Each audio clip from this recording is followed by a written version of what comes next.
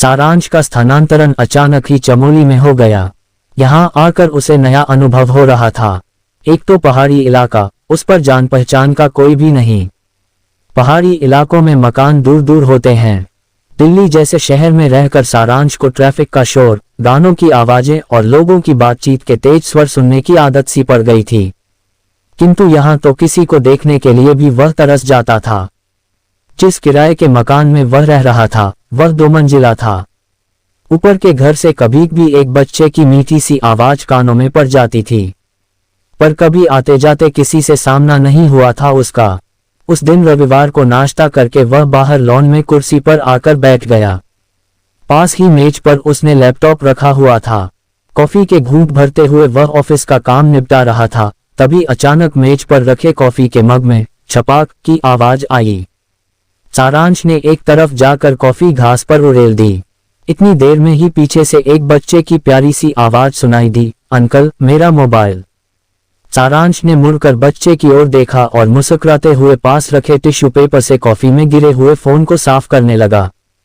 लाइए अंकल, मैं कर लूंगा, कहते हुए बच्चे ने अपना नन्हा हाथ आगे बढ़ा दिया। किंतु फोन सारांश ने साफ कर दिया और बच्चे को थमा दिया। बच्चा जल्दी से फोन को ऑन करने लगा, लेकिन कई बार कोशिश करने के बाद भी वह ऑन नहीं हुआ। बच्चे का मासूम चेहरा रोआसा हो गया। उसकी उदासी दूर करने के लिए सारांश बोला, अरे वाह, तुम्हारा फोन तो छलांग मारकर मेरी कॉफी में कूद गया था। अभी स्विमिंग पूल से निकला है, थोड़ा आराम करने दो, फिर ऑन करके देख लेना। चलो थोड़ी देर मेरे पास बैठो, नाम बताओ अपना।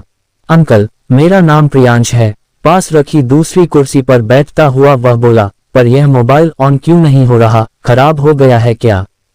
चिंतित होकर वह सारांश की ओर देखने लगा।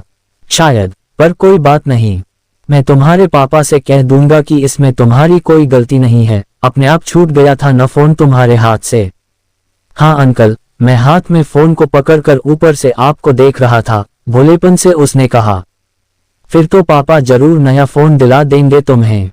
हाँ, एक बात और, तुम इतने प्यारे हो कि मैं तुम्हें चुनमुन नाम से बुलाऊंगा, ठीक है?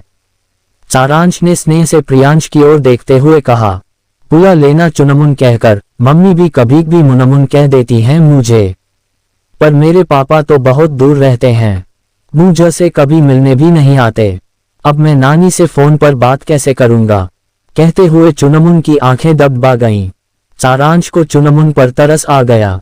प्यार से उसके गालों को थपथपाता हुआ वह बोला, चलो हम दोनों बाजार चलते हैं, मैं दिला दूंगा तुमको मोबाइल फोन। पर अंकल, मेरी मम्मी नहीं मानेंगी ना? चुनमुन ने नाक चढ़ाते हुए ऊपर अपने घर की ओर इशारा करते हुए कहा। अरे, आपकी मम्मी को मैं मना लूंगा, हम दोनों तो दोस्त बन गए ना, तुम्हारा नाम प्रियांश और मेरा सारांश। चलो तुम्हारे घर चलते हैं, कहते हुए सारांश ने चुनमुन का हाथ थाम लिया और पर चलना शुरू कर दिया। दरवाजे पर नाइटी पहने खड़ी गौरवर्ण की आकर्षक महिला शायद चुनमुन का इंतजार कर रही थी। सारांश को देखकर वह एक बार थोड़ी सकपकाए, फिर मुस्कुरा कर अंदर आने को कहती हुई आगे आगे चलने लगी। भीतर आकर सारांश ने अपना परिचय दिया। उसके बारे में वह केवल इतना ही जान पाया कि उसका नाम शीतल है और पास के ही एक विद्यालय में अध्यापिका है। चुनमुन ने मोबाइल की घटना एक सांस में बता दी शीतल को, और साथ ही ये भी कि अंकल ने उसका नाम चुनमुन रखा है, इसलिए शीतल भी उसे इसी नाम से बुलाया करे। मुनमुन तो किसी लड़की के नाम जैसा लगता है। शीतल रसोई में चली गई और सारांश चुनमुन से बातें करने लगा। तब तक शीतल फ्रूट जूस लेकर आ गई। सारांश ने शाम को बाजार जाने का कार्यक्रम बना लिया। शीतल को भी बाजार में कुछ काम था। पहले तो वह साथ जाने में थोड़ी झकझक रही थी, पर सारांश के आग्रह को वह टाल न सकी। तीनों शाम को सारांश की कार में बाजार गए और रात को बाहर से ही खाना खाकर घर लौटे। बाजार में चुनमुन सारांश की उंगली पकड़े ही रहा। सारांश भी कई दिनों से अकेलेपन से जूझ रहा था, इसलिए उसे भी उन दोनों के साथ एक अपनत्व का एहसास हो रहा था। शीतल के चेहरे पर आई चमक को सारांश साफ साफ देख पा रहा था। वह खुश था कि पड़ोसी एक दूसरे के साथ किस प्रकार एक परिवार की तरह जू। उस दिन के बाद चुनमुन अक्सर सारांश के पास आ जाया करता था। सारांश भी कभी भी उनके घर जाकर बैठ जाता था। सारांश को शीतल ने बताया कि उसके माता पिता हिमाचल प्रदेश में रहते हैं। ससुराल पक्ष के विषय में उसने कभी कुछ नहीं बताया। सारांश भी अक्सर उनको अपने माता पिता व छोटी बहन सुरभि के विषय में बताता रहता था। पिता दिल्ली में एक व्यापारी थे, जबकि छोटी बहन 1 साल से मिस्र में अपने पति के साथ रह रही थी। उस दिन सारांश ऑफिस में बाहर से आए हुए कुछ व्यक्तियों के साथ व्यस्त था। एक महत्वपूर्ण बैठक चल रही थी। उसके फोन पर बार बार चुनमुन का फोन आ रहा था। सारांश ने 3 to 4 बार फोन काट दिया, पर चुनमुन लगातार फोन किए जा रहा था। बैठक के बीच में ही बाहर जाकर सारांश ने उससे बात की। चुनमुन को तेज बुखार था। शीतल ने डॉक्टर को दिखाकर दवाई दिलवा दी थी और लगातार उसके पास ही बैठी थी, पर चुनमुन तो जैसे सारांश को ही अपनी पीड़ा बताना चाहता था। सारांश के दुलार से मिला अपनापन वह अपने नन्हे से मन में थाम कर रखना चाहता था। सारांश ने बैठक में जाकर सबसे क्षमा मांगी और अपने स्थान पर किसी दूसरे व्यक्ति को बैठाकर ऑफिस से सीधा चुनमुन के पास आ गया। उसे देखते ही चुनमुन खिल उठा। शीतल भी मन ही मन राहत महसूस कर रही थी। चुनमुन ने सारांश को अपने घर कपड़े बदलने भी तभी जाने दिया जब उसने रात को चुनमुन के घर ठहरने का वादा किया। शीतल के आग्रह पर सारांश रात का खाना उनके साथ ही खाने को तैयार हो गया। तेज बुखार के कारण चुनमुन की नींद बार बार खुल रही थी, इसलिए शीतल और सारांश उसके पास ही बैठे थे। अपनेपन की एक डोर दोनों को बांध रही थी। अपने जीवन के पिछले दिन दोनों एक दूसरे के साथ साझा कर रहे थे। सारांश का जीवन तो कमोबेश सामान्य ही बीता था, पर शीतल एक भयंकर तूफान से गुजर चुकी थी। कुछ वर्षों पहले वह अपनी दादी के घर हिमाचल के सुदूर गांव में गई थी। उनका गांव मैक्लोडगंज के पास पड़ता था, जहां अक्सर सैलानी आते जाते रहते हैं। एक रात वह ठंडी हवा का आनंद लेती हुई कच्ची सड़क पर मस्ती से चली जा रही थी। अचानक एक कार उसके पास आकर रुकी। पीछे से किसी ने उसका मुंह दबोच लिया और उसे स्त्री जन्म लेने की सजा मिल गई। अंधेरे में वह उस दानव का चेहरा भी न देख पाई और वह तो अपने पुरुषत्व का दम भरते हुए चलता बना। उसे तो पता भी नहीं कि एक नन्हा अंकुर वह वहीं छोड़कर जा रहा है। शीतल का नन्हा चुनमुन। माता पिता ने शीतल पर चुनमुन को अनाथाश्रम में छोड़कर विवाह करने का दबाव बनाया, पर वह नहीं मानी। लोग तरह तरह की बातें करके उसके माता पिता को तंग न करें, इसलिए उसने घर से दूर आकर रहने का निर्णय कर लिया।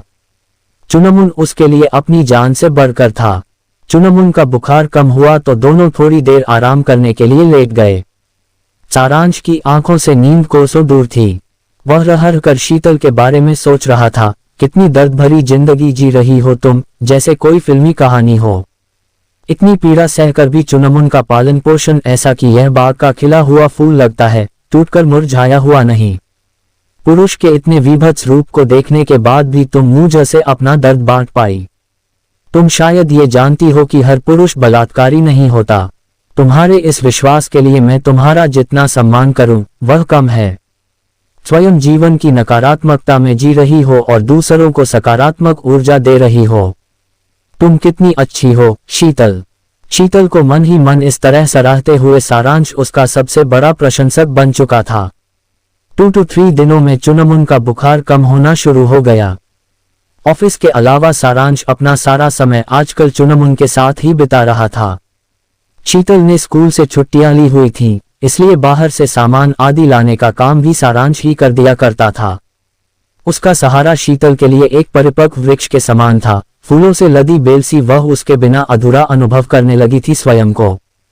स्त्री एक लता ही तो है जो पुरुष का आश्रय पाकर और भी खिलती है तथा निस्वार्थ होकर सबके लिए फलना फूलना चाहती है। चुनमुन का बुखार उतरा तो कामवाली बाई बीमार पड़ गई। दोनों घरों का काम लक्ष्मी ही देखती थी। उसने शीतल को फोन पर सूचना दी और यह सूचना जब वह सारांश को देने पहुंची तो वह सिर पकड़कर बैठ गया। रात को उसकी मां नीलम का फोन आया था कि वे सुरभि के साथ 2 दिनों के लिए चमोली आ रही हैं। सिर्फ 1 सप्ताह के लिए भारत आई थी सुरभि और सारांश से बिना मिले वापस नहीं जाना चाहती थी। लगता है दोनों यहां आकर काम में ही लगी रहेंगी, सारांश ने निराश होकर शीतल से कहा। तुम क्यों फिक्र करते हो, मैं सब देख लूंगी। शीतल के इन शब्दों से सारांश को कुछ राहत मिली और वह घर की चाबी शीतल को सौंपकर ऑफिस चला गया। सारांश की मां नीलम और सुरभि दोपहर को पहुंचने वाली थीं। शीतल ने चुनमुन की बीमारी के कारण पहले ही पूरे सप्ताह की छुट्टियां